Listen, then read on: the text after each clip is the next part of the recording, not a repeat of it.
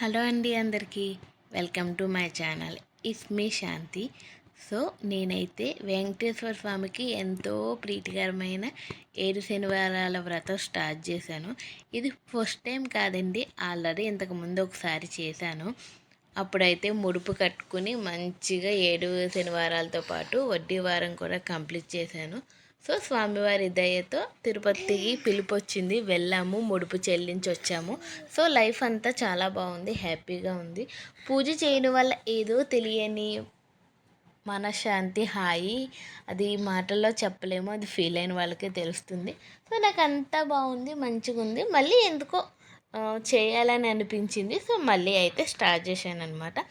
ఈసారి మీ అందరితో కూడా షేర్ చేసుకుందామని, అప్పుడు నేను ఏదో పూజ నా కోసం చేసుకోవాలనిపించి చేశాను. అప్పుడు నాకు మంచిగా అనిపించింది. సో మీతో కూడా షేర్ చేసుకుందామని లాంగ్ వీడియో అయితే షూట్ చేయడం జరిగింది. సో చాలా టైం పట్టేసింది పిల్లోడితో లాంగ్ వీడియో షూట్ చేసి ఎడిట్ చేసి వాయిస్ ఇవ్వడానికి.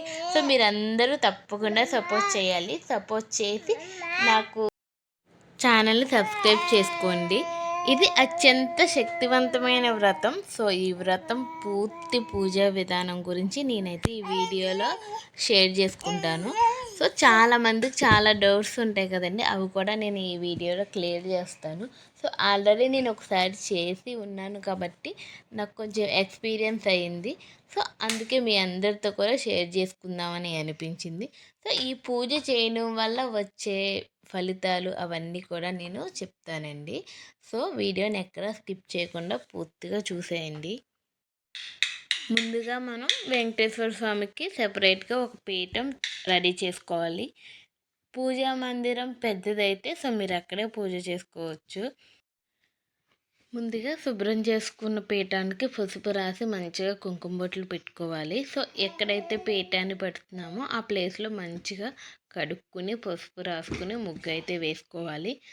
తర్వాత పీఠం పైన పసుపు కానీ ఎరుపు రంగులో ఉన్న జాకెట్ ముక్క అయితే వేసుకోవాలండి, కొత్తది. సో ఆ తర్వాత మనం వెంకటేశ్వర స్వామి పటాన్ని మంచిగా బొట్లు పెట్టుకుని అలంకరించుకోవాలి. ఈ వ్రతానికి మెయిన్గా కావాల్సింది పిండి దీపాలండి. స్వామివారికి పిండి దీపాలు అంటే చాలా ఇష్టం. మనం ఎప్పుడూ ఆడించి పెట్టుకున్న పిండి కాకుండా అన్నీ ఫ్రెష్గా తీసుకుంటే మంచిది. సో ఆ పిండి దీపాలు ఎలా రెడీ చేసుకోవాలో కూడా నేను ఈ వీడియోలో చెప్పేస్తాను. సో ఫస్ట్ అయితే పిండి తీసుకుని దాంట్లో కొంచెం ఆవు పాలు వేసుకుని కలిపి పక్కకు తీసుకోండి. సో అది ఏంటంటే చలిమిల్లాగా. సో అది ఒక ప్లేట్లోకి తీసుకుని దాని మీద చిన్న బెల్లం ముక్క పెడితే మనకి అది చలిమిల్లా అవుతుంది. సో మిగిలిన పిండిలో అరటిపండు, బెల్లం వేసుకుని కొంచెం గట్టిగా కలుపుకొని పక్కన పెట్టేసుకుంటే మనకి తర్వాత ప్రమిదలు చేసుకున్నప్పుడు మంచిగా ఉంటాయి, పగుళ్ళు లేకుండా అలా ఉంటాయి అన్నమాట. ఫస్ట్ టైం చేసినప్పుడు నాకు పిండి ప్రమిదలు ఎలా చేయాలో అస్సలు రాలేదు. తర్వాత అలవాటు అయిపోయింది. సో పిండి ప్రమిదలు చేసుకుని పక్కన పెట్టేసుకోవాలి. నెక్స్ట్ ఏంటంటే స్వామివారికి ఎన్ని ప్రసాదాలు పెట్టాలి అని. సో అన్నీ ఇన్ని అనేం లేదండి, మన స్తోమతకు తగ్గట్లుగా మనం ఎన్ని పెట్టుకోగలిగితే అన్నీ పెట్టుకోవచ్చు. సో మెయిన్గా ఇవే పెట్టుకోవాలని ఏం లేదు కానీ సో నల్ల నువ్వులుండలు అలా ఏమైనా పెట్టుకుంటే చాలా మంచిది. సో ఇంకో విషయం ఏంటంటే 7 రకాల ప్రసాదాలే పెట్టుకోవాలా అని కూడా అడుగుతున్నారు.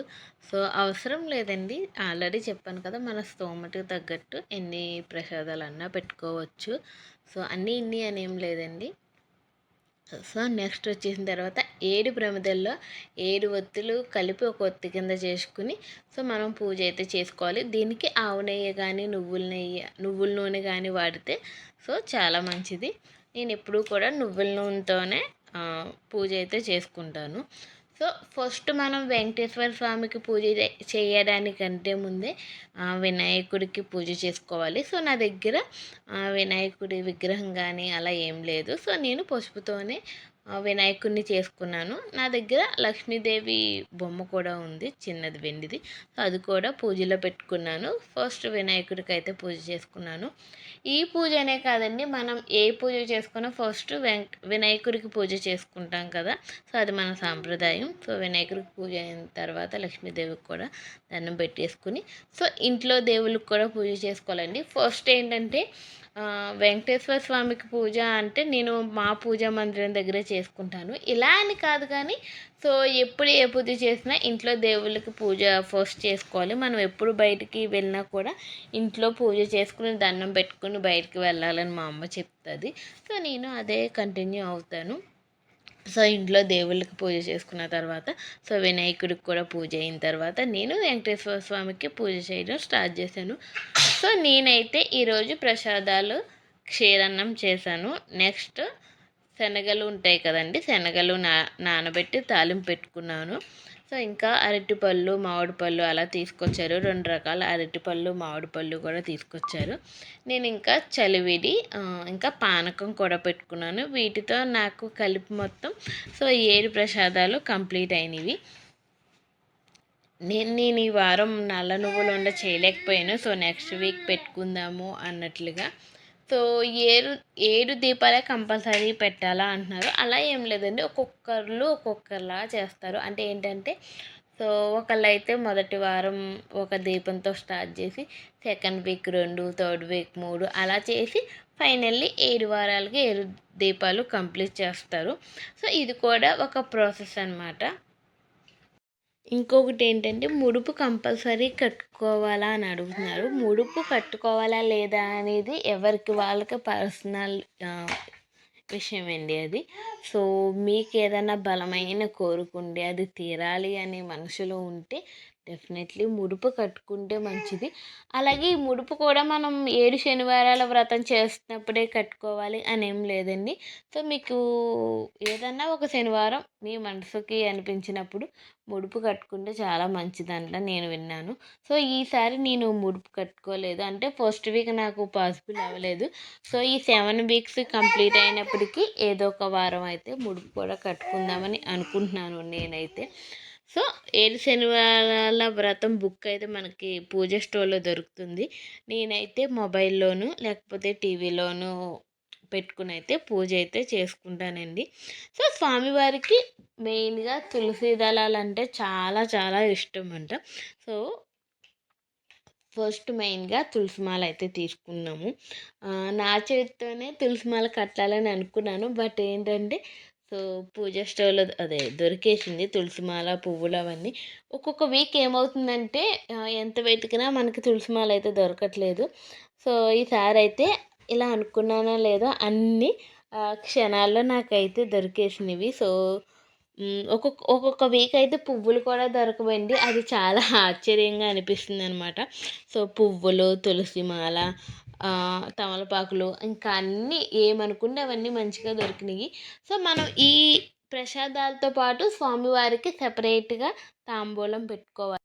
తమలపాకులు, అరటిపళ్ళు, ఒక వాక చెక్క అంటారు కదా, పావు చెక్క, అది వేసి స్వామివారికి సెపరేట్గా తాంబూలం అయితే చెల్లించుకోవాలి.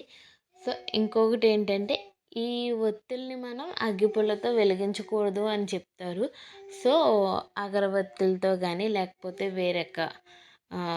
ఏకాత్తుల్లో ఒక ఒత్తి వేసుకుని వెలిగించాలి అని అయితే చెప్తారు. సో అదే నేను కంటిన్యూ చేస్తున్నాను. నెక్స్ట్ స్వామివారికి శతనామావళి, అష్టోత్తరాలు, గోవిందనామాలతో నేను ఇంకా పువ్వులు, తులసి దళాలు కూడా ఇంకా తీసుకొచ్చి పసుపు, కుంకుమ, అక్షింతలు అన్నీ వేసి స్వామివారికి అయితే పూజ మంచిగా చేసుకున్నానండి. సో మనసులో మనం ఏదైనా కోరుకుంటే స్వామివారు తప్పనిసరిగా తీరుస్తారు. మీకు ఇంకొక విషయం చెప్పిన, ఆల్రెడీ ఇంతకు ముందు పూజ చేసావు కదా, నీకు ఏమనిపించింది, సో ఏం ఫలితాలు పొందేవా అని అడిగితే నేను డెఫినెట్లీ చెప్తానండి. ఫస్ట్ నేను ఏం కోరుకున్నానంటే కొంచెం అప్పులు బాధ తీరిపోవాలి స్వామి అని కోరుకున్నాను. అన్నీ ఒకసారే అలా అకస్మాత్తుగా జరిగిపోతాయని చెప్పను కానీ సో కొంచెం కొంచెంగా అయితే అన్నీ కొంచెం కొంచెంగా మంచిగా జరుగుతున్నాయి. సో మా లైఫ్ జర్నీ అయితే చాలా బాగుంది. రీసెంట్గానే ఒక ఆటో కూడా కొనుక్కున్నాం మేము. సో ఇంకా మా హస్బెండ్ వర్క్ చేస్తా సో ఆటో కూడా డ్రైవ్ చేస్తారు. సో దానివల్ల కూడా ఇంకొక సెకండ్ ఇన్కమ్లా ఉంటుంది కదా మనకి. సో స్వామివారు ఏదన్నా మనకి మంచి చేశారు అంటే అది ఏదో ఒక రూపంలో చేస్తారండి. అది ఎలా అనేది మనం చెప్పలేము. సో ఆరోగ్యం పరంగా కానీ, సో అప్పుల విషయంలో కానీ, ఇంకోలా కానీ అన్నీ మంచిగా జరుగుతున్నప్పుడు సో మనకి ఇంకేం కష్టాలు, బాధలు ఉంటాయి చెప్పండి. సో లైఫ్ అయితే హ్యాపీగా జరుగుతుంది. ఇదే కాదండి, ఇంకా చాలా విషయాలైతే ఉన్నాయి. అవన్నీ కూడా నెక్స్ట్ వీడియోలో మీతో షేర్ చేసుకుంటాను నేను. సో పూజ అంతా మంచిగా చేసేసుకున్న తర్వాత లాస్ట్‌లో సో స్వామివారికి హారతి ఇచ్చేసిన తర్వాత మనం కొబ్బరికాయ అయితే కొట్టుకుని స్వామివారికి నైవేద్యంగా ఇస్తాము. సో ఇంకో విషయం ఏంటంటే ఈ స్వామివారికి పెట్టిన నైవేద్యాలు ఏం చేస్తారని. సో అవి మనము మన ఇంట్లో వాళ్ళే తినేస్తామండి. సో నేనైతే ప్రతి వారం ఒక్కొక్కళ్ళకి సెపరేట్‌గా చేసిన ప్రసాదాలు అవన్నీ కూడా సెపరేట్‌గా ఒక ప్లేట్‌లోకి తీసుకుని వాళ్ళకి తాంబూలం ఇస్తాను. ఒక్కో వీక్ ఒక్కొక్కళ్ళకి ఇస్తాననమాట. అలా 8 వీక్స్ కంప్లీట్ అయినప్పటికి అప్పటికి ఇవ్వలేకపోయినా ఈ 7 వీక్స్ ఒక్కొక్కళ్ళకి ఇవ్వడం వల్ల అలా కూడా కంప్లీట్ అవుతుంది. సో ఇద్దరు చిన్నపిల్లలతో నేను ఎంత మంచిగా పూజ చేసుకుంటున్నానంటే స్వామివారి దయ. ఆల్రెడీ ఇంతకు ముందు చెప్పాను పూజలు ఇవి అన్నీ నాకు అంతగా ఇంట్రెస్ట్ లేవని. కానీ వెంకటేశ్వర స్వామికి వ్రతం చేయాలంటే నాకు ఏదో తెలియని ఆనందం. సో 2-3 రోజుల నుంచి ఆ ఎక్సైట్మెంట్ అలా ఉంటుంది. సో నేను తెలిసిన వాళ్ళు చాలామంది నన్ను చూసి ఆశ్చర్యపోతున్నారనమాట. ఏంటి పిల్ల అన్నీ ఎంత శ్రద్ధగా ఎంత మంచిగా చేస్తుందని. సో నాదేమీ లేదండి, అంతా స్వామివారి దయ. సో నెక్స్ట్ ఇంకో విషయం ఏంటంటే ఈ పిండి దీపాలని ఏం చేస్తారు అని కూడా అడుగుతున్నారు. ఒకటి ఏంటంటే ఆవు నెయ్యితో కనుక మీరు పిండి దీపాలు వెలిగిస్తే అవి మీరు మీ దగ్గరలో ఉన్న గోమాతకి పెట్టచ్చు. లేదు ఇలా నువ్వుల నూనెతో అలా వెలిగించినట్టయితే వాటిని మీరు ఒక టబ్లో వాటర్ వేసి అందులో కరిగిన తర్వాత వాటిని తీసుకెళ్ళి చెట్లు మొదల్లో వేసేస్తే, లేకపోతే పారే నీటిలో అంటే కాలువలు అలా వాటిలో వేసేసిన మంచిదేనండి. సో నేనైతే ఈ వీడియోలో మీకు చాలా డౌట్లు అయితే క్లారిఫై అయింది అని అనుకుంటున్నాను.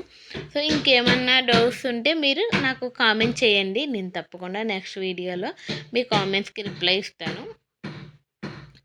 ఇంకొక విషయం ఏంటంటే సో ఎంత మంచిగా పూజ చేసుకున్నా, సో ఎంత జాగ్రత్తగా చేసుకున్నా ఏదో ఒకటి మర్చిపోతాము. ఏదో ఒక మిస్టేక్ అయితే జరుగుతూ ఉంటుందండి.